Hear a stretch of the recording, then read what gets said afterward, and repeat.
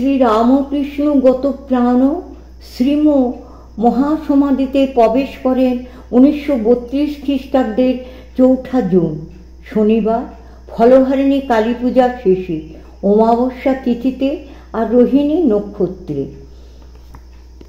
আজ 4 জুন। আমি আচার্য শ্রীমর সংক্ষিপ্ত জীবনী পাঠ করে শোনাচ্ছি।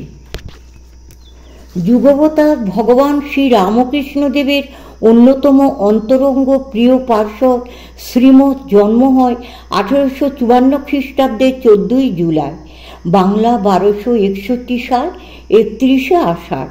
সেদিন ছিল শুক্রবার, শ্রী নাগপঞ্চমী তিথি আর সপ্তভিসা নক্ষত্র। তাহার জন্মস্থান কলিকাতা মহানগরীর শিমুলিয়া পল্লীস্থ শিবনারায়ণ দাসের লেন। এই পল্লীতে শ্রীরামকৃষ্ণের যুগবিপ্লবী পার্শ্বদাগ্রণী বিশ্ববিশ্রুত স্বামী বিবেকানন্দের জন্ম হয়।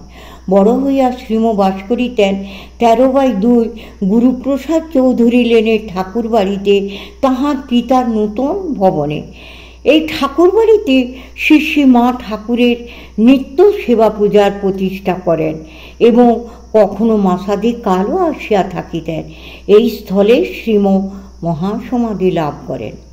শ্রীম এই নামটি তিনি নিজেই গ্রহণ করিয়াছিলেন ছদ্মবেশে। তাহার পিতৃদত্ত নাম ছিল মহেন্দ্রনাথ গুপ্ত।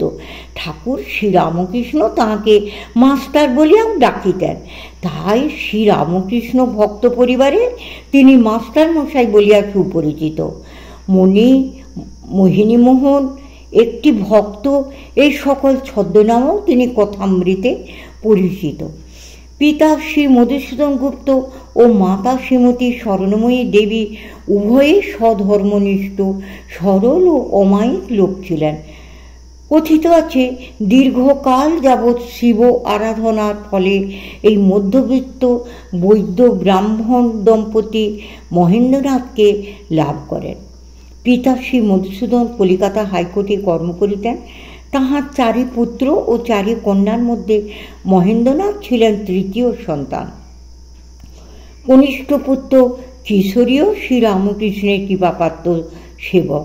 অতি শৈশবে মহেন্দ্রনাথ মহাশয়ের পাঠশালায় পড়িতেন, সাধারণ ব্রাহ্ম সমাজের অনতি দূরে। গুরু মহাশয় কখনো কোলে করিয়া তাহাকে বাড়ি পৌঁছাইয়া দিতেন। তারপর পরের বিখ্যাত হেয়ার স্কুলে। এই স্কুলে পড়িবার সময় 3rd ক্লাস হইতে 1867 খ্রিস্টাব্দ শ্রীম বরাবর ডায়েরি লিখিতেন। ইহা কেহ তাহাকে বলিয়া দেয় না, নিজের বুদ্ধিতেই লিখিতেন। প্রাচীন ডায়েরির এক পৃষ্ঠায় লেখা ছিল, আজ সকালে উঠিয়া বাবা ও মাকে ভূমিষ্ঠ প্রণাম করিলাম। আর এক স্থানে লেখা ছিল, আজ স্কুলের পথে নিত্যকার মতো ঠনঠনি আর মা কালী আর শীতলা আমাকে দর্শন ও প্রণাম করিলাম। 15 বছর পর শ্রীরামকৃষ্ণের সহিত মিলন হওয়ায় 1882 26শে ফেব্রুয়ারি এই অভ্যাসী শ্রী শ্রী রামকৃষ্ণ কথামৃতের জন্ম প্রদান করে। এই স্কুলে পড়ার সময় হইতেই তিনি ব্রাহ্ম সমাজের নেতা ব্রহ্মানন্দ কেশব সেনের প্রতি আকৃষ্ট হন।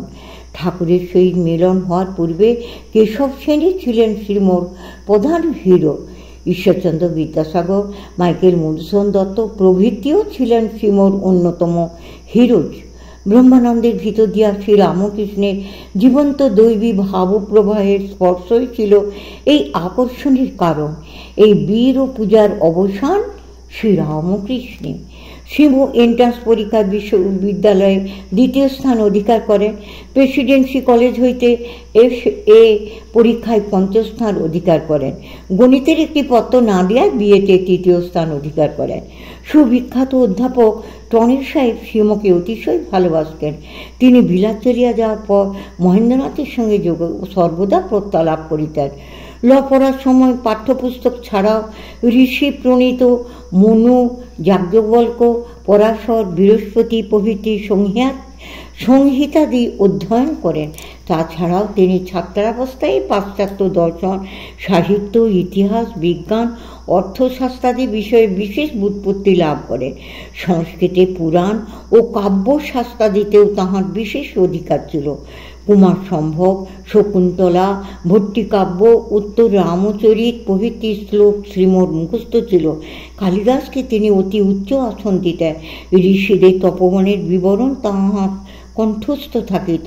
স্বরদর্শন তিনি দেখিয়াছেন, জৈন বৌদ্ধ দর্শনও পড়িয়াছেন, জ্যোতিষ ও আয়ুর্বেদ তিনি অধ্যয়ন করিয়াছিলেন। শ্রীমোর বিলাত যাইয়া আইসিএস পড়িবার ইচ্ছা ছিল। তখন স্বপ্ন দেখিতেন কুয়াশার ভিতর দিয়া ভূমধ্যসাগরে জাহাজ চলিতেছে, আর পায়জামা পরিয়া তিনি ডেকে বেড়াইতেছেন। বাগ্মীপবন সুরেন্দ্রনাথ ব্যানার্জি আইসিএস পাশ করিয়া যখন কলিকাতার তালতলার বাড়িতে বাস করিতেছিলেন, সেই সময় শ্রীমো তাহার নিকট যাইয়া দীর্ঘকাল ধরিয়া বিলাতের সংবাদ লইতেন। প্রেসিডেন্সি কলেজে পড়িবার সময় শ্রীমো কোনো সভার সেক্রেটারি ছিলেন, আর সুরেন্দ্রনাথ ছিলেন প্রেসিডেন্ট। এই সূত্রে উভয়ের মধ্যে বিশেষ প্রীতি ছিল। ক্রমশ